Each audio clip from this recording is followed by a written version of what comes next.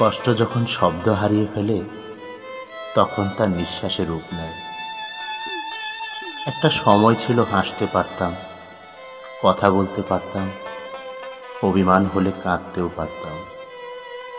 কিন্তু এখন এখন কেমন জানি হয়ে গেছি, চুপচাপ।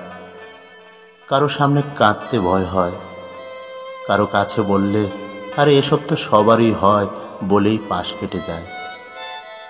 কেউ বোঝে না আমি ভাঙছি একটু একটু করে, দিনের পর দিন, রাতের পর রাত।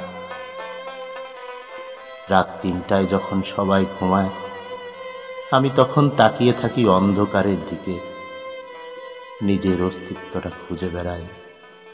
কোথাও কি আমি আছি, না আমি হারিয়ে গেছি? নিজের কথা কাউকে না বলতে বলতে এখন নিজের কাছেই অচেনা হয়ে গেছি। কষ্টটা এখন শুধু বুকে পাথরের মতো বসে থাকে, চোখে পানি আসে না। কারণ কারণ চোখও হয়তো ক্লান্ত হয়ে গেছে।